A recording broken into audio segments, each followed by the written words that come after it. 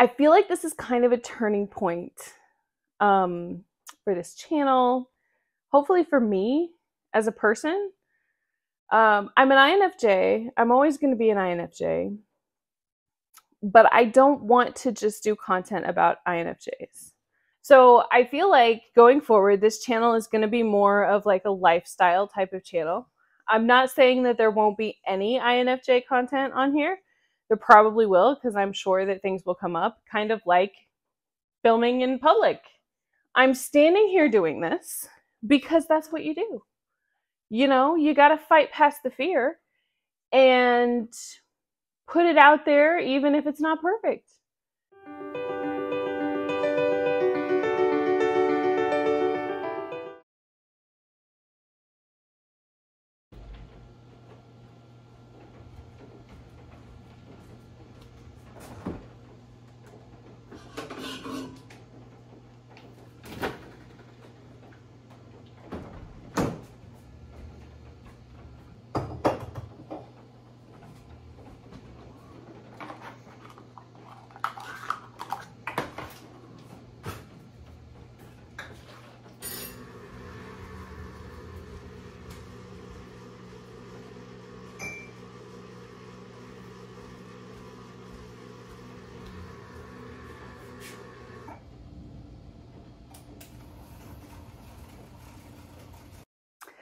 Good morning.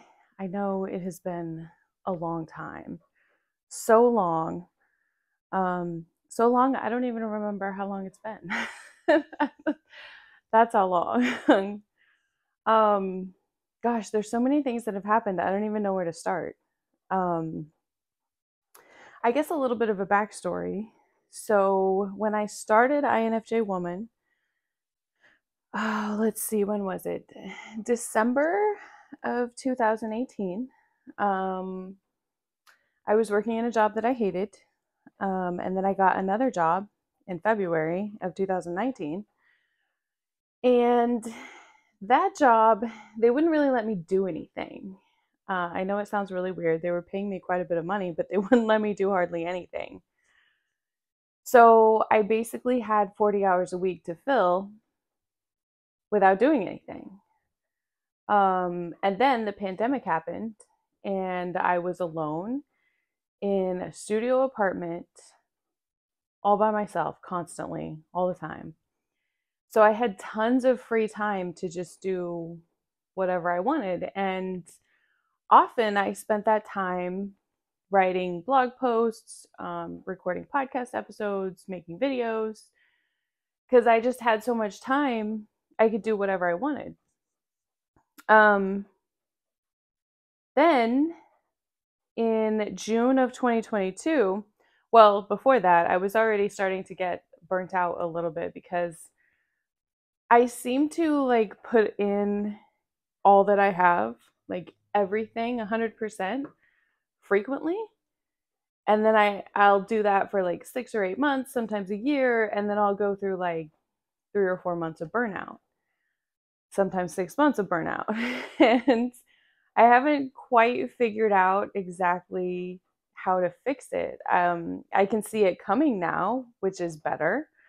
But I don't have enough discipline to stop putting so much in to like stave it off completely.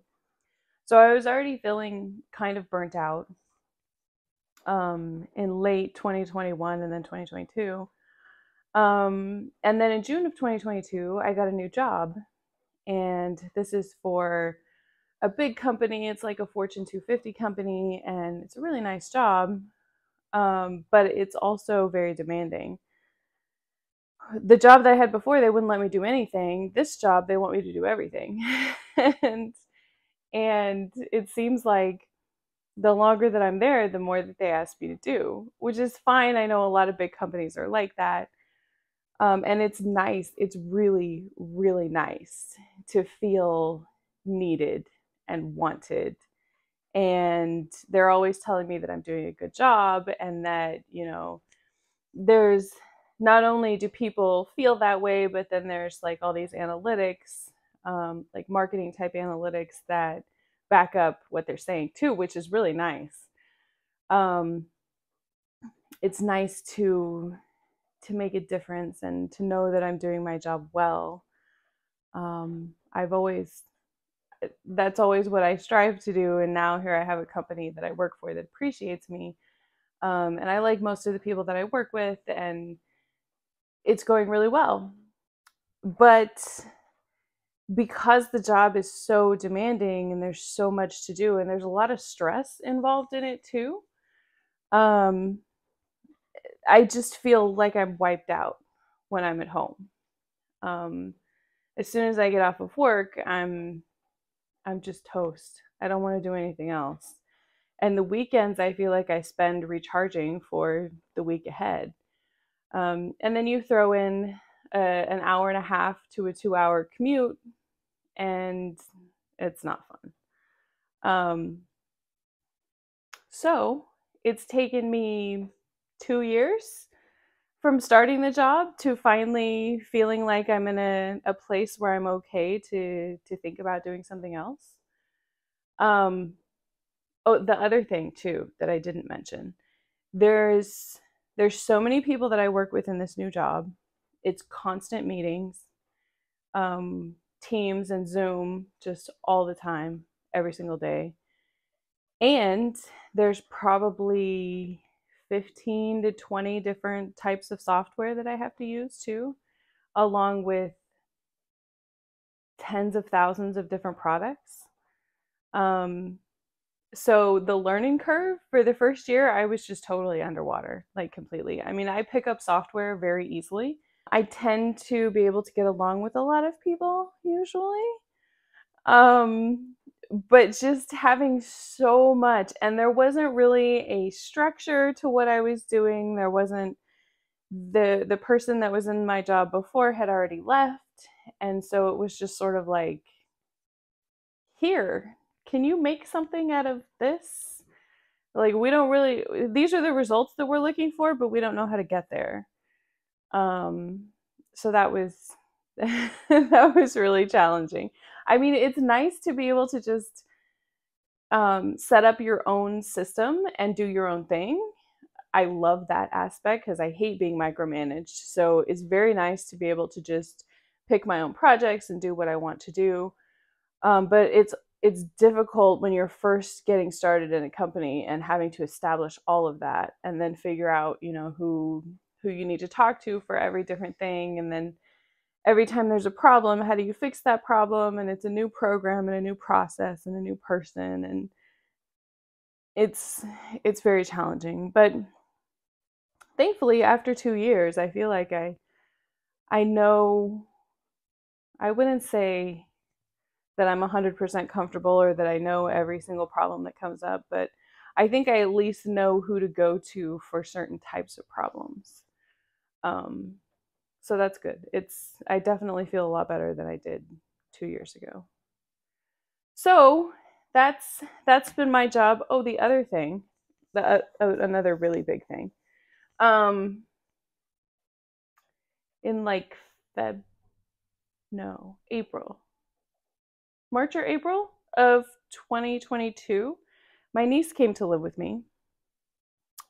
She was 18 at the time. She's 20 now. She's almost 21. That has been fun and nice and challenging, and um I don't know about you, but for me, I've lived by myself for a long time, and I don't like people in my stuff. I have everything set up, I have it organized, I like it the way that it is. And then she came in and she just wants to, touch everything, and she sits places, and she breaks things. Not a lot of things, but a few things, and it's just like, ugh. Like, I love you, you're my family, and I want to help you, but can you just not touch anything? Like, can you just, ugh. It's a lot. I think it's like part introvert, like part I'm so used to being on my own, part highly sensitive. I've noticed that I'm a lot more like clean freak than what I thought that I was. I noticed that I'm like legit OCD. And then like part I think is the highly sensitive thing. We usually sit on the couch when we're eating dinner because we don't really have a table. And I have to turn the TV on and I have to turn it up high because like the volume high because I can't stand the way that the noises that she makes when she chews.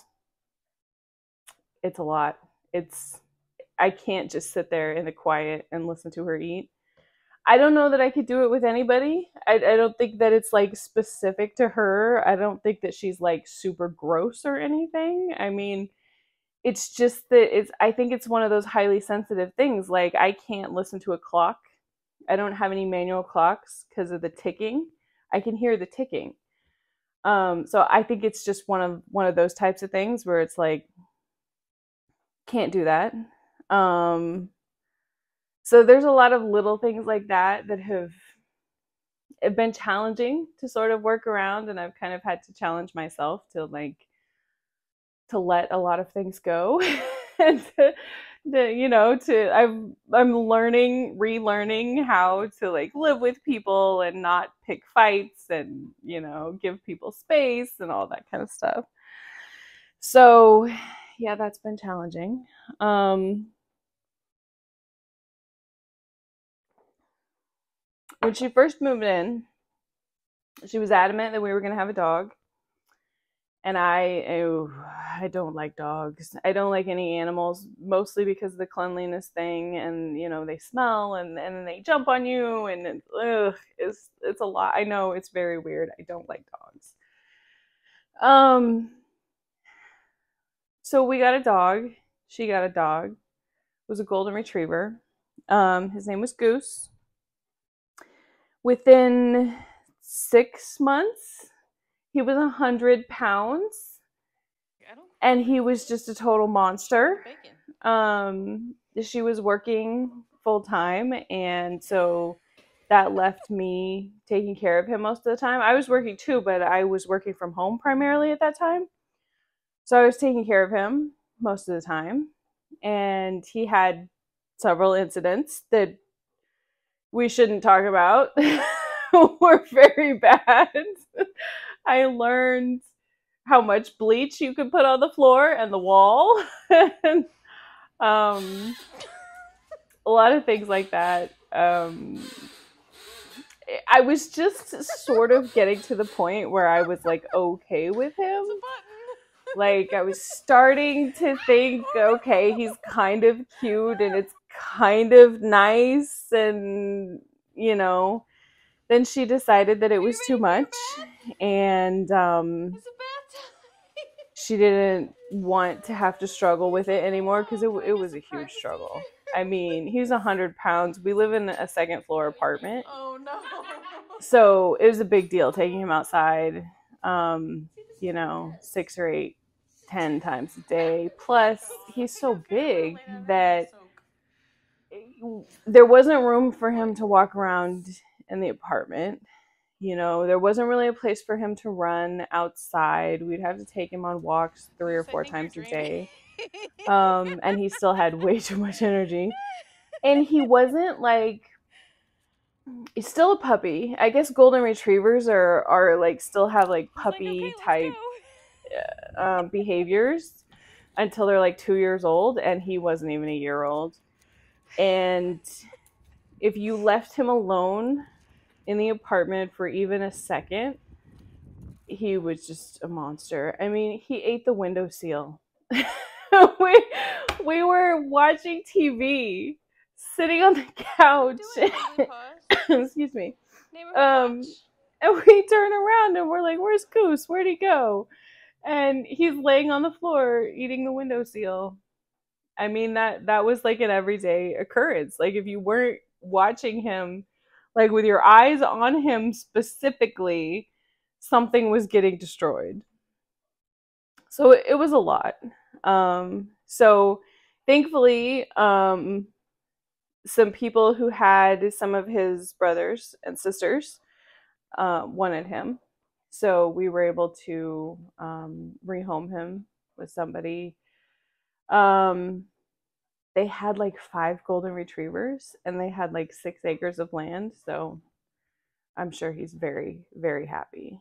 Um, so yeah, that was something else that we were dealing with at the same time. I'm trying to think what else.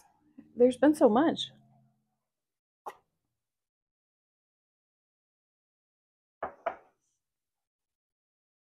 Oh, another thing. I bought a new car, which I love. It is the best car, and it's kind of a funny story, funny to me at least. So my niece got into a car accident. It wasn't really a big deal. It was just sort of like the headlight on her car was messed up, and so she wanted to buy a new car. And you're talking about last year wasn't exactly a good time to buy cars, especially with the interest rate. And, there's still some of the lingering pandemic, supply chain crisis type of thing.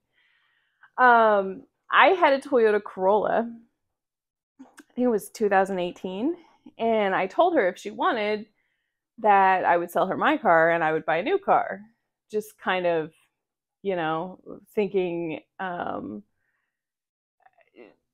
didn't think it was a good idea for her to buy a new car. So I was like, well, you could buy my car, I'll buy a new car. And we tried to get a loan and it didn't really work out because banks weren't really interested in loaning on used cars. So she decided she was going to buy a new car, which I told her was not a good idea, especially for somebody her age, buying a brand new car. But she's also, you can't change her mind when she decides something. That's what she's going to do. So I was like, okay, whatever. Some things you just have to do them in order to learn them. I know I was that way when I was her age. It's probably where she gets it from. So she bought a new car. She actually bought a brand new Toyota Corolla, which is very nice. And I had been looking at Teslas because I love Teslas. Not that I'm really obsessed with the whole electric car thing. I really wasn't. I'm more obsessed with the whole full self-driving thing. I like the electronics and stuff. Plus, I like the way that they look. And my boss at work has one, and he absolutely loves it. So I was like, okay, well, let's go test drive one. And they ask you to make an appointment before you test drive one, which was really intimidating for me. I've never owned a car that was more expensive than like a Toyota Corolla, and all of them that I have bought have been used. So I think like $22,000 is the most that I've ever paid for a car. And most of the cars that I've had have been Toyotas, so I know what it feels like to go into a Toyota dealer and look at cars. I know the sales process, so I'm comfortable. Like, I don't like it because you always feel like you're getting ripped off, but it's a process that I've been through and I understand and it makes sense to me, right? But then I wanted to test drive a Tesla and they're like, you have to make an appointment. And I'm like, I know these cars are expensive, but is this going to be like, you don't belong here type of vibe when I go in there? So I put off scheduling a test drive because I'm like, I don't really want to feel like I don't belong, even though I can afford one of their cars. Like, I don't really want to be treated like that. And my niece she wanted to go test drive one of the cars too. So she's like pestering me, like, you got to go do this. And then she bought her car. So I was like, okay, gotta go. So I made an appointment, and I think the reason that they want you to make an appointment is they send you these videos. Operating a Tesla is not the same as operating a regular car. It's not like super different, but you won't even know how to get into the car if you've never gotten into one before, because it's that different. Like, there's not a key. It's not like a regular car. So we watched the videos and we're like totally intimidated. And then we actually went and test drove one. And we walk into the Tesla dealer, and There's like two 25-year-old guys. They look like, if you've ever been to an Apple store, you know, like the Apple Genius Bar employees, that's what they looked like. And so, like, not intimidating at all. And they were like super friendly, very nice, you know. And the guy, I told him I was there to test drive a Model 3, and he has a stack full of cards because the Tesla keys, hold on. This is the key to my car. It's a card. It's not a key, right? So he has a stack of these keys, and he's like shuffling them around. And he's like, oh, I don't think I have the key to that one. And then he goes in the back and comes back and he goes, all right, here you go. And he hands me the key. And I'm like, what do I do with that? And he goes, oh, you didn't watch the videos? And I'm like, yeah, but I'm going to have to pull them up. And like, are you going with us? And he goes, no, I mean, unless you want me to. And I'm like, you're going to let me drive a $50,000 car without you coming with us? And he goes, well, I mean, it'll drive itself back to us, so there's no point in stealing it. I'm like, oh, okay, all right. And he's like, you know, we can track it. It's not like you could steal it or something. And I'm like, okay, all right. Well, I'm not planning on stealing it, but thanks, thanks for that. So he walks out with this and shows us how to like open the car, and which is weird because it's like you put this on the B post of the car. So like behind the driver's side door, there's a little post, and you just wave it there, and then the car will open. But then like the car door handles, they're not regular handles, right? You have to push your thumb in and then grab it when it comes out. And you got to be quick, because if you're not quick, it doesn't work. So there's this guy on Instagram that has this video. I have to show you this video. Surprise, I'm alive. Welcome to episode 2 of A Little Bit Better Than Broke. Today I will be teaching you how to operate a Tesla. You don't wave, you don't ask Siri, Cyrus, or Alexa. You thumb and grab, and you got to be quick. Last but not least, don't do autopilot. We put it in autopilot. It almost directed me straight to heaven's gates, to the Lord. It will kill you, don't do it. So we test drive the car, and there was one thing that I noticed that, I mean, it wasn't the key card. It wasn't opening the car. It wasn't the iPad. It was the acceleration. Oh my God. You put your foot on, I want to say gas pedal. It's not a gas pedal, obviously, because it's electric. But you put your foot on the accelerator, and it's like unbelievable. It just takes off. Because it doesn't shift. It shifts into drive and reverse and park. And there's neutral too. But it doesn't shift gears from like first gear to second gear to third gear. It doesn't have any gears because electric motors don't need gears. So there's no resistance, no hesitation, no anything that holds it back. It just goes. I don't know if you've heard about Teslas. People say they have tons and tons of torque, like amazing amounts of torque. This is what they're talking about. When you put your foot on the gas, it goes so fast. It's unbelievable. It's dangerous and crazy and so much fun. And after I drove one, I was like on the fence before. Like I wanted one because I thought they were cool. But I was a little bit like, I don't know if I want an electric car. This is it's a lot. But then after I drove one, I was like 100% yes, absolutely. Where do I sign? Let's go. I need one. So unless you have $50,000, at least $50,000 to spend on a car, do not go test drive one, because you'll want to buy one. You'll want to take one home. And the fun thing about Teslas too is that you can't just take them home. You can't just, I mean, oftentimes they do have some of them are like sitting on the lot ready to go. But when I bought mine, they weren't. You have to order it, right? So, and the other thing was I wanted a specific one. I wanted a red one that had silver wheels, which are a little bit bigger than the regular wheels. I think the regular ones are 18 and mine are 19, some maybe. Um, so you order the car on the app, and then you wait 6 weeks for it to be delivered. Talk about buyer's remorse.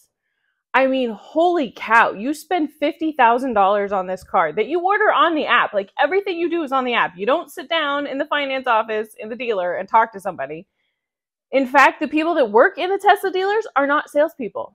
They don't care if you buy a car or not, so there's no pressure. Like, they get paid the same amount whether you're buying their cars or they're not.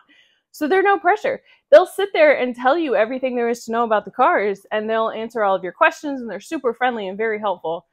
But if you want to order a car, you get your phone out and you order it on the app.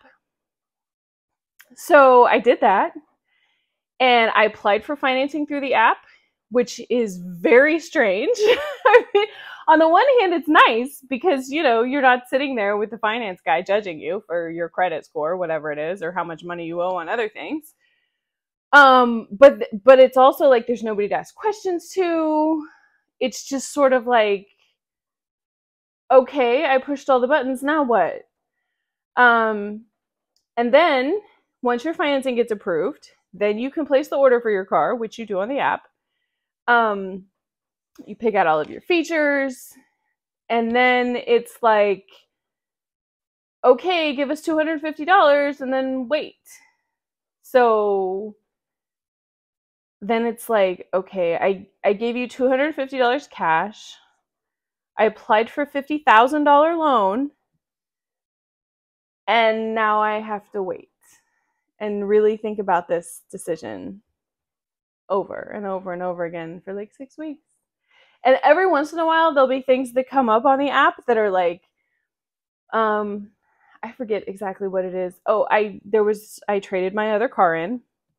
So they wanted pictures of the other car, and there was an estimate of how much they were going to give me for the car. And then there was like, okay, it's time to get insurance. So like, here's what you need to get insurance. Once my car was actually in production, they gave me a VIN number for it, so then I could get insurance. And then there was like, prepare for your delivery. And then the day that it got delivered, how did it go? I was traveling for work for a whole week. And then the next week, I was going to be leaving on Wednesday to go on a cruise. And they said that once your car gets delivered, you have like 3 days to pick it up. And I'm like, they're giving me an estimate of when it was going to get delivered. And the estimate was like in the middle of when I was going to be gone. And I'm like, oh, this is going to be terrible. So they told me on the Friday that I was traveling for work that it was delivered. And I wanted to pick it up on Saturday, but you can't pick it up on Saturday. That might just be a Massachusetts thing because Massachusetts doesn't have 30-day tags. You have to have your car fully registered before you leave the dealer. So it could have had to do with registration. I'm not sure. It might be like that everywhere. I don't know. So anyway, I was able to schedule picking it up on Monday morning, which was so much fun. It was very nice. It was also very weird because I've never bought a brand new car, never ordered a car. So I go in there, and there's one of the guys there, and he's like, okay, that's your car right there. Like, here's the key. Let me show you how to get it set up on your phone, because this key is not the key that I use. I have 2 of these keys, but actually the primary key that I use is on my phone, which is so nice. It has all these cool features. I'm going to have to do a whole video on my car, because I'm just so in love with it. And, and it's so awesome. I've had it since October. I think it was October 9th that I picked it up. And I'm recording this in May. So I've had it for a while. I'm going to have to do a whole video on it. Probably lots of videos. So that's the other thing that I kind of wanted to chat about.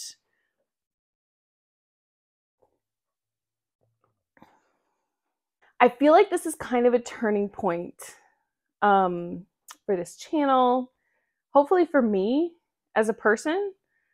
I'm an INFJ. I'm always going to be an INFJ, but I don't want to just do content about INFJs. I want to do different types of content. More videos like this, maybe more videos about my car, about traveling, about the place that I live. I live in Boston, which I love. I love being in New England. There's so much stuff to do here. And I don't really get out and do hardly anything. And I feel like I need a reason to get out and do things. And I think that it would be really helpful if I can figure out how to, be one of those people who's super comfortable, like taking their camera out in public. I'm not comfortable. So there might be a lot of videos with voiceovers. I could totally do the touristy thing and like video things, but like taking videos of myself talking, I don't know. I could do that when I'm at home alone. That's totally fine. But when there's other people around, I don't know. It's a process. There's a lot of learning, I feel like, that's going to go on here. So, yeah, I want to do all kinds of different videos. And probably a lot of videos about my car, some videos about traveling, maybe some restaurant reviews type of things. I don't know, maybe some like arts and crafts projects. I have so many different projects. I've been making quilts recently. My grandma and my great grandma made us a bunch of quilts before my great grandma passed away. And now my grandma's kind of a little bit older and she doesn't do a lot of those things anymore. So I had this one quilt that was like falling apart and I wanted to fix it. And I thought that I knew how to make a quilt, but I wasn't really sure. So I started the process of making my own quilt so that I was sure of the process. And I did, and it was so much fun. I really loved it. So I might do some more of that. I really, really, really want to make handbags too. In fact, I think I'm going to start a whole new channel about making handbags because it's not just making handbags, it's all of the marketing that goes with it. It's like starting a whole new company. Like, how do you start a whole new company from the research to the branding to the website, the social media, and then also you're making a physical product and, navigating making products and then how to sell them and doing all the marketing and everything. I'm really excited about that. I'm definitely going to do that.